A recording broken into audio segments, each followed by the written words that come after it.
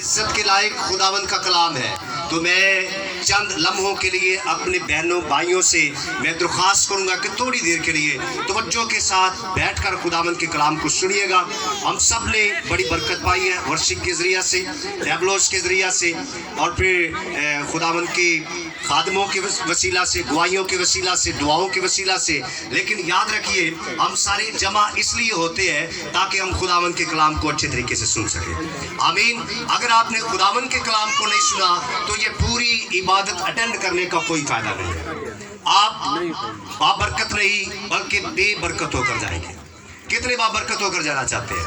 Hallelujah, hallelujah, hallelujah, hallelujah. मैं शुक्रगुजार हूँ खुदावंद की खादमीन के लिए, हमारे बुजुर्ग पास्टर बशीर मसीह के लिए, चिराग चर्च हीलिंग मिनिस्ट्री के लिए, बहन मकीसा संधू के लिए, और पास्टर शहजाद सिराज के लिए, सुसन इंटरनेशनल मिनिस्ट्री के लिए, और इस मिनिस्ट्री के जितने भी खादमीन हैं खुदावंद के लिए, इन सारी बातों के लिए, खूबसूरत इबादत के लिए, सालाना इस कन्वेंशन के लिए, इस क्रिसमस प्रोग्राम के लिए हम ज़ोरदार तालियों के साथ हम अपने इन खादमीन का शुक्रिया अदा करते हैं जिन्होंने नहायत ही खूबसूरती के साथ खुदावंद के कलाम को सुनने के लिए दूरों नज़दीक से लोगों को जमा किया ताकि हम सब मिलकर एक खानदान की सूरत में खुदावंद के कलाम को सुन सके। Hallelujah, hallelujah, hallelujah, hallelujah. सब बातों के लिए खुदावंद की शुक्रगुजारी करना चाहते हैं। आज का जो मजमून है वो कोई बता सकता है? सामने फ्लैक्स पे लिखा हुआ है। अगर आप पढ़ते हैं खुदावंद के कलाम को तो जो खुदावंद के कलाम से मोहब्बत करने वाले हैं, जब इश्तिहार बनता है ना, इश्तिहार बनता है, जो खुदावंद के कलाम के खूबसूरत स्टूडेंट हैं जो सीखते हैं वो सबसे पहले टॉपिक पढ़ते हैं, मजमून पढ़ते हैं, आयत पढ़ते हैं कि आज हमें सीखने के लिए क्या मिलेगा। और क्या मजमून है? मौजिज़ा और शिफा में क्या फर्क है, इसके बारे में हम जानेंगे खुदावंद के कलाम मुकद्दस में से। तो आइए, जिस आयत का हमने इंतखाब किया है मेरे साथ निकालिए। यशाया नबी का सहीफा, उसका बाब नंबर 7 और आयत नंबर 14 से हम खुदावंद के कलाम की तिलावत करेंगे। जिनके पास खुदावंद का कलाम है आइए मेरे साथ निकालेंगे। चंद लम्हों के लिए हम खुदावंद की आवाज़ को सुनेंगे और इस भेद को जानेंगे बेहतर और लायक तरीका से कि मौजज़ा का मफहूम क्या है और शिफा क्या है। हम बचपन ही से सुनते हैं और आज तक हम इसको सुनते आ रहे हैं। हमारे चर्चिस में, स्टेज पे, पुरपट पे इन बातों का तज़किरा किया जाता है। शिफा और मौजज़ात का अक्सर इसका जिक्र किया जाता है, लेकिन खुदावंद के कलाम मुकद्दस को मद्देनजर रखते हुए हम सीखेंगे। कलाम मुकद्दस में से यशाया नबी का सहीफा, उसका बाब नंबर 7, उसकी आयत नंबर 14, कलामे खुदा में यूं मरकूम है, लेकिन खुदावन आप तुमको एक निशान बख्शेगा। देखो, एक कंवारी हामिला होगी और बेटा पैदा होगा और वो उसका नाम इमैनुएल रखेगी। वो दही और शहद खाएगा जब तक कि वो नेकी और बदी के रद्दो कबूल के काबिल ना हो, पर इससे बेशतर कि ये लड़का नेकी और बदी के रद्दो कबूल के काबिल हो। ये मुल्क जिसके दोनों बादशाहों से तुझको नफरत है वीरान हो जाएगा। कलामे खुदा का पढ़ा और सुना जा रहा हम सब के लिए बाइस से बरकत, हमेशा की जिंदगी, कामिल कामयाबी, कामिरानी, अबदी नजात, अबदी हयात और हमेशा की जिंदगी का सबब बने। सब बुलंद आवाज से कहेंगे आमीन। कलाम मुकद्दस के अंदर ये आयत है और तकरीबन हर क्रिसमस पे हर साल हम इसको बड़ी रूटीन से पढ़ते हैं। लेकिन खुदावन आप तुमको एक निशान बख्शेगा। सब पीछे बोलेंगे, लेकिन खुदावन आप तुमको, ऊंची आवाज से, लेकिन खुदावन आप तुमको एक निशान बख्शेगा। आवाज आनी चाहिए दूर तक जो सीखना चाहते हैं। खुदावन आप तुमको एक बख्शेगा। देखो, एक कंवारी और बेटा पैदा होगा, उसका नाम। आज का जो हमारा उन्वान है, मज़मून है, वो है मौजिज़ा और शिफा। याद रखिए, जितने भी मुल्क के अंदर, दुनिया के अंदर शिफा और मौजज़ा के बारे में कहा जाता है, इन दोनों के दरमियान फर्क क्या है? बाज़-औक़ात पुरपट पे, स्टेज पे दोनों को एक कर दिया जाता है और कहा जाता है शिफा को मौजज़ा कह देते हैं, मौजज़े को शिफा कह देते हैं। लेकिन याद रखिए, तवज्जो के साथ इस बात को सुन लीजिएगा।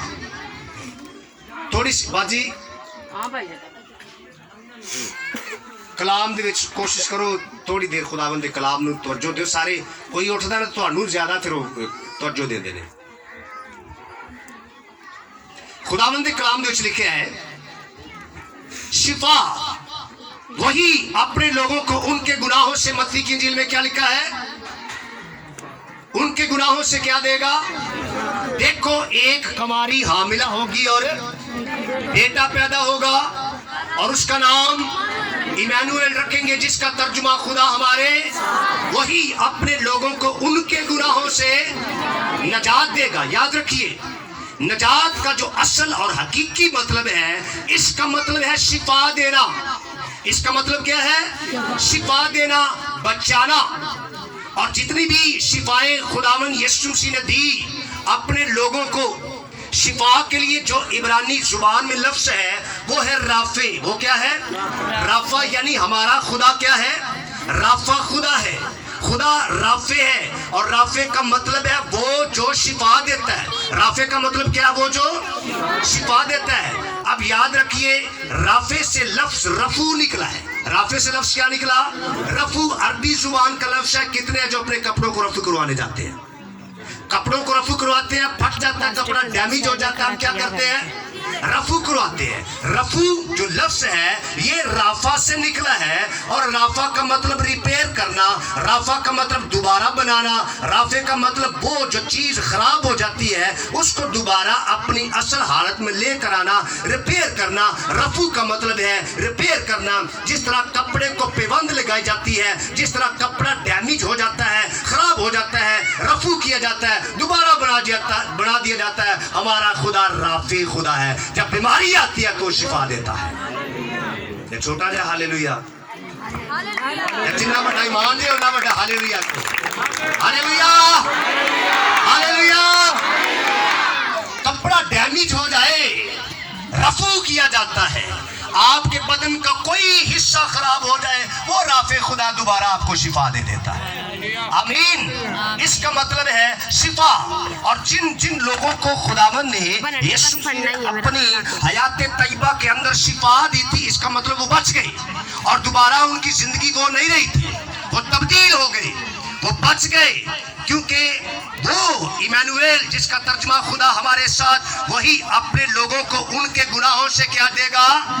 यानी शिफा देगा, अपने गुनाहों से शिफा देगा। लेकिन आज यहाँ आलिम ये है, शिफा पा के भी लोग वैसे के वैसे। तब्दीली क्यों नहीं आती? बदलते क्यों नहीं है? इसका मतलब क्या है? शिफा को समझते नहीं है। जबकि शिफा का मतलब है खुदा रिपेयर करता है, खुदा राफा खुदा है, खुदा शाफी खुदा है और वो दोबारा बनाने की कुदरत रखता है। इसका मतलब शिफा। मिसाल के तौर पे आपको कहीं चोट लग गई है, चोट, जख्म आ गया है, जख्म दोबारा ठीक हो जाता है। जिस्म का हिस्सा वही है, हाथ वही है, इस पे चोट लग गई, आप खुदा से दुआ करते हैं, आपको शिफा मिल जाती है। इसका मतलब शिफा। लेकिन मौजज़ा का मतलब क्या है? मौजज़े का मतलब है वो चीज जिसका कोई वजूद ही ना हो, वजूद के अंदर चीज ना हो, वो वजूद में आ जाए, उसको कहते हैं मौजज़ा। उसको क्या कहते हैं? चले आज मैं आपको बताता हूँ मौज और शिफा में फर्क क्या होता है। याद रखिए, जिस वक्त खुदावन ने, यीशु मसीह ने एक लंगड़े को चंगा किया, अच्छा किया, इसका मतलब क्या? शिफा या मौजज़ा? इसका मतलब क्या है? टांग उधरी है, लंगड़ाता है, लंगड़ा कर चलता है, खुदावन ने उसको शिफा दी, हील किया। इसका मतलब क्या है? शिफा मिल गई। आगे बढ़ेंगे।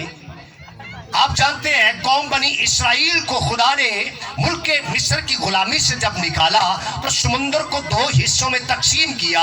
अब समुंदर को शिफा मिली या मौजज़ा हुआ? जिस चीज का वजूद ना हो वो वजूद में आ जाए, उसको कहते हैं मौजिजा, लेकिन दोनों को आप एक नहीं कर सकते हैं। शिफा ऑलरेडी हमारे बदन के अंदर खुदा ने रखी है, खुदा की कुदरत है। खुदा ने हमारा जिस्म ऐसा बनाया है कि कभी कभी हम डावाडोल हो जाते हैं, परेशान हो जाते हैं, कट लग जाए तो ये खुदा की कुदरत है, उसने शिफा पहले से अंदर रखी है, दोबारा जिस्म फिर बन जाता है।